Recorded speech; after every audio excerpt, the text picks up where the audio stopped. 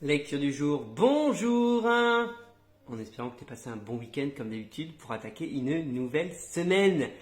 Et ce matin, c'était dans 1 Roi 8 et 2 Chroniques chapitre 5 avec la dédicace du temple et la gloire de Dieu qui va remplir le temple. Il y a deux choses qui m'ont interpellé dans ces chapitres-là. La première, c'est une petite réflexion toute simple, c'est que la gloire de Dieu se manifeste et la gloire de Dieu remplit le temple. Et moi, ça m'a toujours fait rêver ce passage en mode, je rêvais Seigneur, quand dimanche matin ta présence soit telle qu'on soit obligé de quitter l'église, mais en fait, ça n'arrivera jamais. Pour quelle raison? Parce que Jésus vit en nous aujourd'hui, que sa gloire se manifeste dans nos cœurs.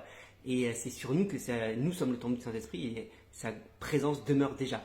Et là, la gloire de Dieu qui vient remplir le temple, c'était juste pour attester le fait que Dieu résidait bien à cet endroit-là. Et aujourd'hui, on a, comme l'apôtre le dit, on a cette voix en nous qui crie Abba Père, qui nous permet de dire que nous sommes bien enfants de Dieu, que nous sommes bien ces rachetés. Hein, et on a cette voix en nous qui atteste, cet esprit en nous qui atteste, cette paix aussi en nous qui atteste que Jésus est bienvenu vivre en nous.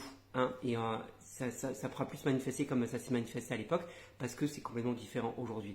Mais une chose intéressante, c'est que la gloire de Dieu s'est manifestée à quel moment? Quand Salomon a achevé le temple, quand Salomon a fini de faire tout ce qu'il avait à faire. Pas au début. Hein, la gloire de Dieu ne s'est pas manifestée, elle n'est pas venue au début. La gloire de Dieu n'est pas venue quand Salomon avait presque achevé.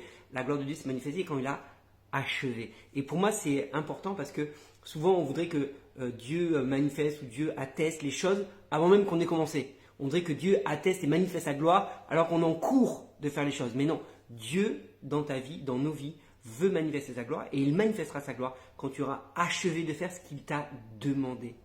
Quand tu auras accompli, et c'était le même procédé avec Moïse. Moïse, c'est passé la même chose.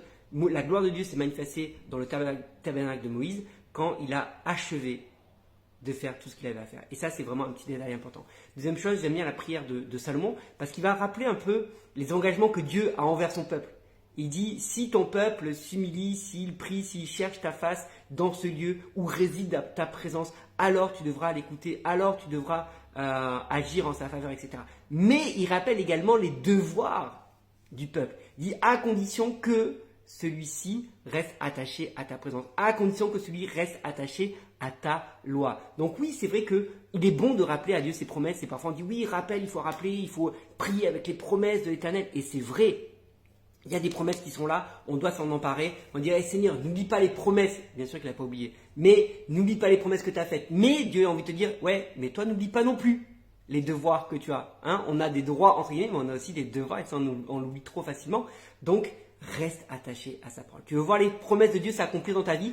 Reste attaché à la promesse, à la parole de Dieu. Sois fidèle à ton engagement premier. Sois fidèle à ton obéissance et sois obéissant, tout simplement, reste soumis à ce que lui te demande. Voilà, mais n'hésite pas à me dire ce que toi tu as retenu dans ces différents passages et te souhaite une bonne journée, une bonne semaine.